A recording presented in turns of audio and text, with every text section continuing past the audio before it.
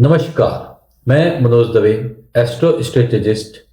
मैं सिर्फ हाथ की लकीरें नहीं पढ़ता, मैं रुके हुए सरकारी काम और कलेक्टर के साइन करवाने की रणनीति भी जानता हूं। मैं आपका स्वागत करता हूं हस्त दर्शन के इस विशेष एपिसोड में। आज हम केवल भविष्य नहीं देखेंगे, बल्कि समझेंगे आपके अतीत की मेहनत, वर्तमान का द्वंद्व और आने वाले सुनहरे भविष्य का कालचक्र। हस्तरेखा विज्ञान केवल भविष्य बताने का साधन नहीं है, यह आपके संघर्षों, निर्णयों और सपनों का सटीक दस्तावेज है। और आज इसका जीता जागता उदाहरण है हमारे ये मित्र, जिनकी उम्र 33 वर्ष है, मूल रूप से उड़ीसा के निवासी हैं और इस समय बेंगलोर में फैसिलिटी मैनेजर के रूप में कार्यरत हैं। पर इनके सवाल जो इनको परेशान करते रहते हैं वो है, क्या मैं अपने घर लौट पाऊंगा? क्या नौकरी छोड़कर बिजनेस चुनना सही होगा? और मेरा असली भाग्य आखिर कब खुलेगा?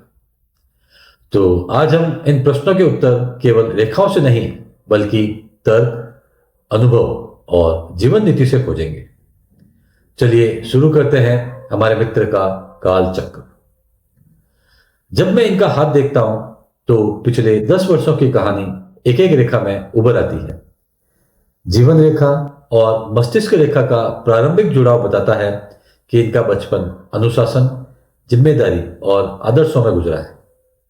लेकिन 20 से 25 वर्ष की आयु की अवधि में भाग्य रेखा पर कुछ बाधा रेखाएं दिखती है। यह वह समय था जब हमारे मित्र ने घर छोड़ा, संघर्षों का सामना किया और मानसिक तनाव झेला। दिलचस्प बात यह है कि हाथ की मजबूत बनावट बताती है कि यह व्यक्ति कठिन परिस्थितियों में भी टिके रहने की क्षमता रखता है। यही अतीत की आग ने उन्हें आज इतना परिपक्व बनाया है। मेहनत इनका स्वभाव है, भाग्य ने बस उसे तराशा है। अब वर्तमान का द्वंद्व। अब आते हैं वर्तमान पर। 33 वर्ष की उम्र यानी संक्रमण का काल। इस समय भाग्य रेखा शनि पर्वत के पास ठहराव ले रही है, जो बताती है कि जीवन अभी पॉज मोड पे है। बेंगलोर में कैरियर स्थिर है, लेकिन चंद्र पर्वत बेहद सक्रिय। यही सक्रियता बेचैनी का कारण है, जो आत्मा को बार बार उड़ीसा की मिट्टी की ओर बुला रही है। मन कहता है अब लौट चलो, पर दिमाग कहता है अभी वक्त नहीं आया। यही वह साइलेंट बैटल है, मतलब शांति वाला युद्ध जो दिमाग में चलता रहता है, जो हर प्रवासी के दिल में चलता है। और हमारे मित्र अभी उसी मोड़ पर खड़े हैं। यहां कर्मभूमि और जन्मभूमि एक दूसरे को पुकार रही है। तो अब आते हैं कि इनका भाग्योदय का समय। तो उस हिस्से पर जिसका इंतजार सबको है वह है भविष्य। तो मित्र, आपकी हथेली में 34वें वर्ष के अंत में एक ऊर्ध्व रेखा उभर रही है। यह भाग्योदय की रेखा है। इसका मतलब है स्थान परिवर्तन। 35 की उम्र तक आपकी जीवन की दिशा बदलेगी। आप एक नई शुरुआत के लिए उड़ीसा का रुख करेंगे। बुध रेखा मजबूत है। यह बिजनेस माइंड का संकेत है। आने वाले वर्ष आपको बताएंगे कि आप सिस्टम संभालने वाले नहीं, बल्कि नया सिस्टम बनाने वाले हैं।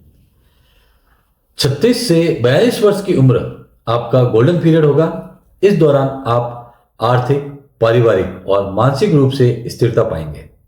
सफलता वहीं बसेगी जहां आपका दिल बसता है, अर्थात आपकी जड़ों में, अर्थात उड़ीसा। लोग अक्सर पूछते हैं, क्या रेखाएं सच में हमारा भविष्य बताती है? मेरा उत्तर है हाँ, क्योंकि ये रेखाएं बाहरी नहीं, हमारे अवचेतन मन की छाप होती है। हमारे मित्र के हाथ स्पष्ट संकेत दे रहे हैं, उनकी मेहनत व्यर्थ नहीं जाएगी। बस उन्हें 35वें वर्ष के आसपास आने वाले उस अवसर को पहचानना है। वही क्षण उनके भाग्योदय की चाबी बनेगा। दोस्तों, रणनीति की शक्ति क्या होती है, इसका एक हाल ही का उदाहरण देखिए। मेरे एक क्लाइंट के प्रॉपर्टी डॉक्यूमेंट पर कलेक्टर के हस्ताक्षर महीनों से रुके हुए थे। हर कोशिश नाकाम हो रही थी। मैंने उन्हें ग्रहों की स्थिति के अनुसार एक विशेष समय और रणनीति बताई। परिणाम यह निकला कि कलेक्टर का ट्रांसफर ऑर्डर आ गया, लेकिन जाते जाते जल्दबाजी में उन्होंने सबसे आखिरी फाइल वही साइन की जिसमें मेरे क्लाइंट का काम रुका था। जब यह काल और सही रणनीति मिलते हैं तो असंभव भी संभव हो जाता है। यही ज्योतिष का सही उपयोग है। इसे मैं कहता हूं मनोज दवे's टाइम मैपिंग। लोग पूछते हैं कलेक्टर ने जाते जाते साइन क्यों किया? क्योंकि हमने सूर्य के उस क्षण को पकड़ा जब वो परिवर्तन की ऊर्जा में था। ज्योतिष इसी टाइमिंग को पकड़ने का विज्ञान है। हमारे मित्र के लिए सुझाव, याद रखिए भाग्य सिर्फ प्रतीक्षा का नहीं, तैयारी का खेल है। अगले एक साल को प्रिपरेशन ईयर मानिए, मतलब तैयारी का साल मानिए। सेविंग मजबूत करें, बिजनेस आइडिया को आकार दें, उड़ीसा में छोटे स्तर से शुरुआत की योजना बनाएं और मानसिक स्थिरता के लिए शनिवार के दिन शनिदेव की उपासना करें और जरूरतमंदों को मदद करें। इससे आपके कैरियर की बाधाएं दूर होगी। बुधवार को बुध ग्रह को मजबूत करने वाले कर्म करें, जैसे कि व्यापार में सफलता के लिए छोटी उंगली में पन्ना धारण करना या बुधवार को गाय को हरा चारा खिलाना आपके लिए शुभ रहेगा। ये उपाय आपके निर्णयों को फोकस्ड और स्पष्ट बनाएंगे। याद रखिए रेखाएं दिशा दिखाती है और निर्णय आप लेते हैं। जीवन की ये रेखाएं पत्थर की लकीर नहीं है। ये हमारे हर नए कर्म और सही निर्णय के साथ बदलती रहती है। हमारे मित्र की कहानी हमें यह सिखाती है कि जब आपका कर्म और आपकी आत्मा एक ही दिशा में चले तो भाग्य खुद रास्ता बनाने पर मजबूर हो जाता है। अगर आप भी किसी ऐसी नौकरी में फंसे हैं जहां आपका मन नहीं लगता, अगर आपका दिल भी बार बार अपनी जड़ों की ओर खींचता है, तो शायद यह आपके कालचक्र का संकेत है जिसे पहचानना जरूरी है। अपने जीवन की रेखाओं, कैरियर की उलझनों और सही निर्णयों पर एक स्पष्ट रणनीति अर्थात स्ट्रेटेजी पाने के लिए आप मुझसे सीधे संपर्क कर सकते हैं। विवरण नीचे डिस्क्रिप्शन में दिया गया है।